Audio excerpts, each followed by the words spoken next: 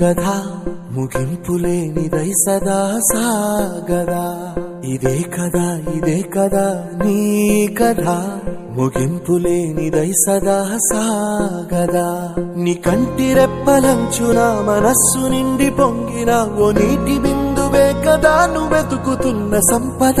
ఒక్కొక్క జ్ఞాపకానికి 100 ఏళ్ల ఆయువుందిగా, ఇంకెన్ని ముందు వేచెనో అవన్నీ వెతుకుతూ పదా.